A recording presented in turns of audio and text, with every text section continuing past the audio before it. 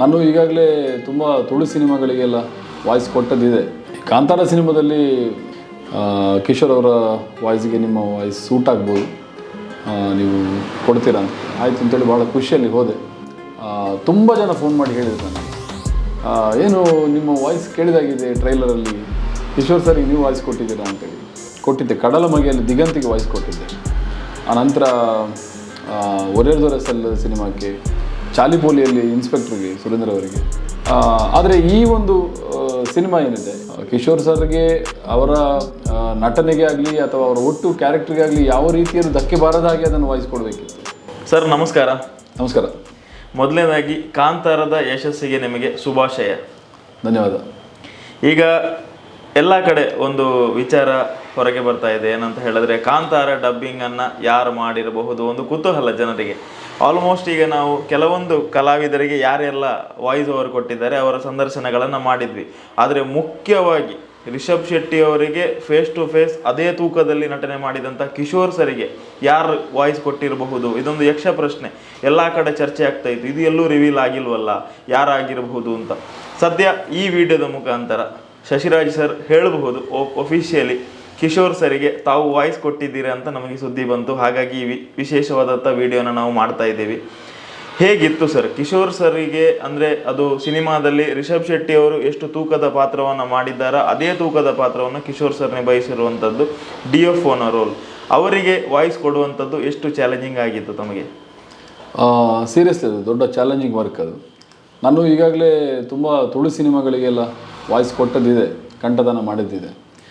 ಆದರೆ ಕಾಂತಾರ ಸಿನಿಮಾದಲ್ಲಿ ಕಿಶೋರ್ ಸರ್ ಅವರ ಪಾತ್ರ ಏನಿದೆ, ಬಹಳ ಡೆಪ್ತ್ ಇರುವಂಥ ಪಾತ್ರ ಅದು. ನೀವೆಲ್ಲ ನೋಡಿರ್ಬೋದು ಆ ಪಾತ್ರವನ್ನು, ಅದರಲ್ಲಿ ಎಷ್ಟು ರೆಬಲ್ ಆಗಿ ಅವರು ಆ್ಯಕ್ಟ್ ಮಾಡಿದ್ದಾರೆ ಅಂತೇಳಿ. ಸೊ ಮುರಳಿ ಅಂತ ಒಂದು ಕ್ಯಾರೆಕ್ಟ್ರಿಗೆ ನೀವು ವಾಯ್ಸ್ ಕೊಡಬೇಕು ಅಂತೇಳಿ ಸಾನಿಲ್ ಗುರು ಅವರು, ಈ ಕಾಂತಾರ ತಂಡದ ಬೆನ್ನೆಲುಬು ಅವರು ನನಗೆ ಫೋನ್ ಮಾಡಿ ಹೇಳಿದರು. ಮತ್ತು ನಮ್ಮ ಮೈಮ್ ರಾಮದಾಸ್ ಅವರು ಕೂಡ ಕರೆದ್ರು. ಕಿಶೋರ್ ಅವರ ವಾಯ್ಸ್ಗೆ ನಿಮ್ಮ ವಾಯ್ಸ್ ಸೂಟ್ ಆಗ್ಬೋದು, ನೀವು ಕೊಡ್ತೀರಾ ಅಂತ ಆಯಿತು ಅಂತೇಳಿ ಭಾಳ ಖುಷಿಯಲ್ಲಿ ಹೋದೆ. ಒಮ್ಮೆ ಫುಲ್ ಆಲ್ರೆಡಿ ಪಿಕ್ಚರ್ ನಾವು ನೋಡಿದ್ರಿಂದ ನಮಗೆ ಅದು ಗೊತ್ತಿತ್ತು. ಬಟ್ ಅದರ ವೇರಿಯೇಷನ್ ಏನಿದೆ ನೋಡಿ, ಅದೊಂಥರ ಚಾಲೆಂಜಿಂಗ್. ಅದು ಸವಾಲಿನ ಕೆಲಸವೇ. ಅದರಲ್ಲೂ ಮುರಳಿ ಅವರ ಪಾತ್ರ, ಕಿಶೋರ್ ಸರ್ ಅವರ ಪಾತ್ರ ನನಗೆ ಸಿಕ್ಕಿದ್ದು ನನ್ನ ಒಂದು ಭಾಗ್ಯ. ತುಂಬ ಜನ ಫೋನ್ ಮಾಡಿ ಹೇಳಿದ್ರು ನನಗೆ, ಏನು ನಿಮ್ಮ ವಾಯ್ಸ್ ಕೇಳಿದಾಗಿದೆ ಟ್ರೈಲರಲ್ಲಿ, ಕಿಶೋರ್ ಸರಿಗೆ ನೀವು ವಾಯ್ಸ್ ಕೊಟ್ಟಿದ್ದೀರಾ ಅಂತೇಳಿ. ಹೌದು ಅಂತ ಹೇಳಿದೆ, ತುಂಬ ಅಭಿಮಾನದಿಂದ ಮತ್ತು ಖುಷಿಯಿಂದ ಹೌದು ಅಂತ ಹೇಳಿದೆ. ಸೊ ಡಬ್ಬಿಂಗ್ ಪ್ರೊಸೆಸ್ ಎಷ್ಟು ದಿನ ನಡೀತು ಸರ್ ತಮ್ಮದು? ನನ್ನದು 1 ಗಂಟೆಯಲ್ಲಿ ಮುಗಿದಿದೆ, 1 ಗಂಟೆ.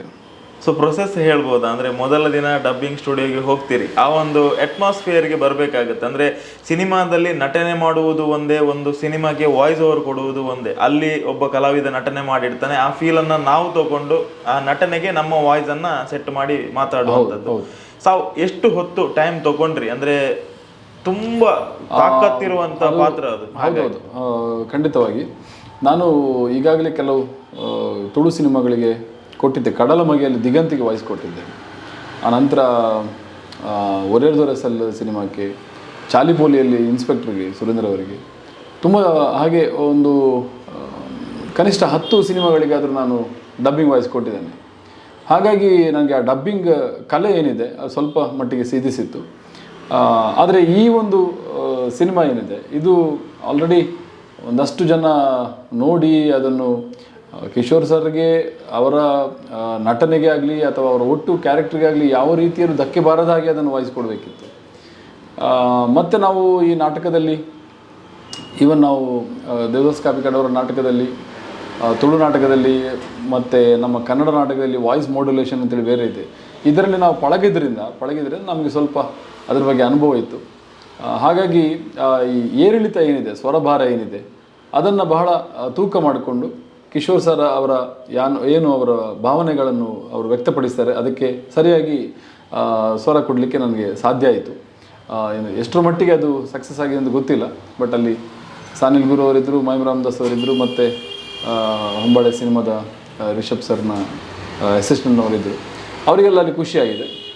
ಇನ್ನು ಜನ ಹೇಳಬೇಕು ಹೀಗಾಗಿ. ಯಾವುದಾದ್ರೂ ಒಂದು ಸೀನನ್ನು ತುಂಬ ಟೈಮ್ ಹೊತ್ತು ತಗೊಂಡು ರೀಟೇಕ್ ತಗೊಂಡದ್ದು ಇದೆಯಾ, ಅದು ಯಾವ ಸೀನ್ ಹೇಳ್ಬೋದಾ ಸರ್? ಕಿಶೋರ್ ಸರ್ ಅವರೊಂದು ಕೋಪದಲ್ಲಿ ಒಂದು ಬೈತಾರೆ, ನಿಮ್ಮ ಶೋಕಿ ಆಚರಣೆಯಲ್ಲಿ ನಿಲ್ಲಿಸ್ಬಿಡ್ತೀನಿ ಅಂತೇಳಿ. ಅದನ್ನು ತುಳುಗೆ ಟ್ರಾನ್ಸ್ಲೇಟ್ ಮಾಡಿ, ಅದು ಒಂದು ಚಾಲೆಂಜಿಂಗ್ ಏನಂತ ಹೇಳಿದ್ರೆ ಅಲ್ಲಿ ನಾವು ಅಲ್ಲೇ ಟ್ರಾನ್ಸ್ಲೇಟ್ ಮಾಡಬೇಕು, ನಾವೇ ಟ್ರಾನ್ಸ್ಲೇಟ್ ಮಾಡಿಕೊಂಡು ನಾವೇ ಹೇಳಬೇಕು. ಅಲ್ಲಿ ಸಾನಿಲ್ ಗುರು ಅವರು ಸ್ವಲ್ಪ ಹೆಲ್ಪ್ ಮಾಡ್ತಾರೆ, ಬಟ್ ನಮ್ಮ ಟ್ರಾನ್ಸ್ಲೇಷನ್ ಏನಿದೆ ಅದಕ್ಕೆ ಸೂಟ್ ಆಗಬೇಕು, ಮತ್ತು ಅವ್ರ ಲಿಪ್ ಮೂಮೆಂಟ್ ಏನಿದೆ ಅದಕ್ಕೆ ಮ್ಯಾಚ್ ಆಗಬೇಕು. ಇದೊಂಥರ ಚಾಲೆಂಜಿಂಗ್ ಮತ್ತು ಮಜಾ ಕೂಡ. ಅದು ಒಂದು ಪರ್ಫೆಕ್ಟಾಗಿ ಬಂತು ಅಂತ ಹೇಳಿದ್ರೆ ನಮಗೊಂದು ಖುಷಿ. ಒಂದು 2-3 ಕಡೆ ಹಾಗೆ ಆಯಿತು. ಕೊನೆಗೆ ಅವರು ಚೈನ್ ಲಿಂಕ್ ಹಿಡ್ಕೊಂಡು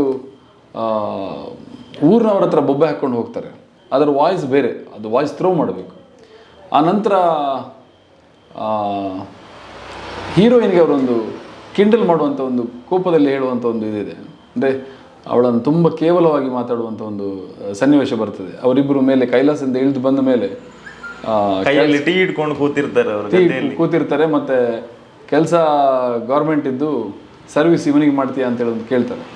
ಅದನ್ನು ನಾನು ತುಂಬ ತಗೊಂಡೆ. ಅಂದರೆ ಅವರ ಡೆಪ್ತ್ ಏನಿದೆ, ವಾಯ್ಸಿದ್ದು ಡೆಪ್ತು ಮತ್ತು ಅದರ ಹಿಂದಿನ ಅರ್ಥ ಬೇರೆ ಬರ್ತದೆ. ಅದು ಸ್ವಲ್ಪ ವಾಯ್ಸ್ ಮಾಡ್ಯುಲೇಷನ್ ಅದು ಕೂಡ ಅರ್ಥ ಬೇರೆ ಬರ್ತದೆ. ಸೊ ಅದೊಂದು ಒಳ್ಳೆ ಚಾಲೆಂಜ್ ಇದೆ. ಈಗ ವಾಯ್ಸ್ ಓವರ್ ಆರ್ಟಿಸ್ಟ್ಗಳು ಕೆಲವೊಂದು ಪರ್ಟಿಕ್ಯುಲರ್ ಟೈಮನ್ನು ಸೆಲೆಕ್ಟ್ ಮಾಡಿರ್ತಾರೆ ಸರ್. ತುಂಬ ಬೇಯಿಸಬೇಕು ಅಂತ ಹೇಳಿದ್ರೆ ತುಂಬ ಬೆಳಿಗ್ಗೆ ಹೋಗಿ ಡಬ್ ಮಾಡುವಂಥದ್ದು. ನಿಮ್ಮ ಯಾವ ಹೊತ್ತು ಹಾಗೂ ಎಷ್ಟು ಹೊತ್ತಿನಲ್ಲಿ ಮುಗಿಸಿದ್ದೀರಿ ಕಂಪ್ಲೀಟಾಗಿ? ಯಾವ ಹೊತ್ತಿನಲ್ಲಿ ಶುರು ಮಾಡಿದ್ರಿ, ಎಷ್ಟು ಹೊತ್ತಿನಲ್ಲೇ ಮುಗಿಸಿದ್ದೀರಿ? ಇಲ್ಲ, ನಮ್ಮದು ಕೋರ್ಟ್ ಕೆಲಸ ಮುಗಿಸ್ಕೊಂಡು ನಾನು 2:30ಗೆ ಬಂದೆ, 3:30 ಒಳಗೆ ಮುಗಿದಿದೆ.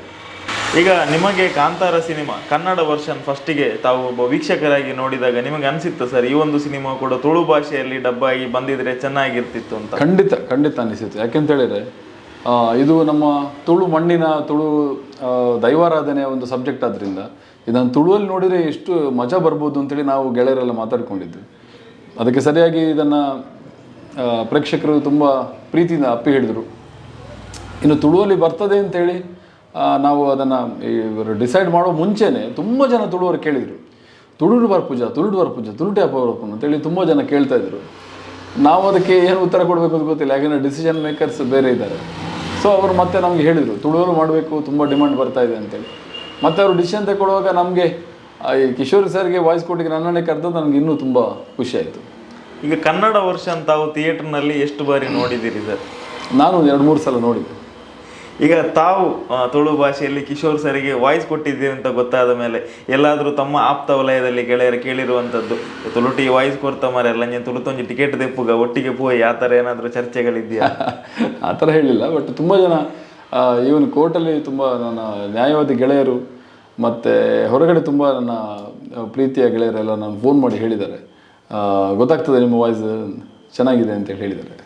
ಹಾಗೆ ಸೊ ಓವರಾಲ್ ಆಗಿ ಫಸ್ಟ್ ಒಂದು ಪ್ಯಾನ್ ಇಂಡಿಯಾ ಸಿನಿಮಾ ತುಳು ಭಾಷೆಯಲ್ಲಿ ಡಬ್ಬಾಗಿ ಬಿಡುಗಡೆ ಆಗ್ತಾ ಇರುವಂಥದ್ದು ಡಿಸೆಂಬರ್ 2ನೇ ತಾರೀಕಿಗೆ. ತಾವು ಕೂಡ ರಂಗಭೂಮಿಯಲ್ಲಿ ಸಾಕಷ್ಟು ಬರವಣಿಗೆ ಮಾಡಿದ್ದೀರಿ, ನಟನೆ ಕೂಡ ಮಾಡಿದ್ದೀರಿ, ಹಾಗೆ ಸಾಕಷ್ಟು ಅಂದರೆ ಆಲ್ರೌಂಡರ್ ತಾವು. ಏನು ಹೇಳ್ತೀರಿ ಈ ಒಂದು ಬೆಳವಣಿಗೆಯ ಬಗ್ಗೆ ಸರ್? ಇದೊಂದು ತುಳುನಾಡಿನ ಸುಯೋಗ. ಯಾಕೆಂತೇಳಿದರೆ ಒಂದು 400 ಕೋಟಿ ಕಲೆಕ್ಷನ್ ಆದಂಥ ಒಂದು ಕನ್ನಡ ಸಿನಿಮಾ ಅದು ತುಳುಗೆ ಬಂದು ನಾಳೆ ತುಳುವಲ್ಲೂ ಕೂಡ ತುಳುವರು ಅದನ್ನು ಅಪ್ಪಿ ಹಿಡಿತಾರೆ ಅನ್ನೋಂಥ ನಮಗೆ ವಿಶ್ವಾಸ ಇದೆ. ಒಟ್ಟು ತುಳುವರಿಗೆ ಇದೊಂದು ಅಭಿಮಾನದ ವಿಷಯ.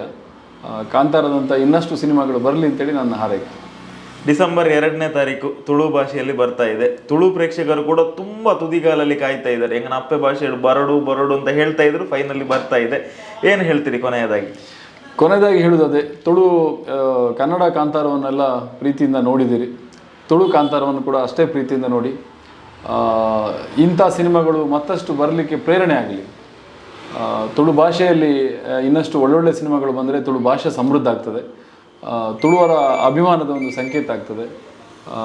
ಎಲ್ರಿಗೂ ನಾನು ಮತ್ತೊಮ್ಮೆ ಕೇಳಿಕೊಳ್ತೇನೆ, ತುಳು ಸಿನಿಮಾವನ್ನು ಗೆಲ್ಲಿಸಿ. ಸೊ ಕೊನೆಯದಾಗಿ ನಮ್ಮ ತುಳುವರಿಗೆ ತುಳುವಿನಲ್ಲಿ ತಮ್ಮ ಒಂದು ಮಾತು ಸರ್. ಮಾತೆರೆಗಳ ನಮಸ್ಕಾರ. ತುಳು ಭಾಷೆಯಲ್ಲಿ ಕಾಂತಾರ ಬರೋದುಂಡು ಆಯ್ನಾತ್ ಬೇಗ ಫಿಲ್ಮ್ ಟಾಕೀಸ್ ಪೋದು ತೂಲೆ. ತುಳು ಭಾಷೆನೇ ಒರಿಪಾಲೆ, ತುಳು ಭಾಷೆಗೆ ಬೆಂಬಲ ಕೊರಲೆ. ಮಾತೆರೆಗಳ ನಮಸ್ಕಾರ.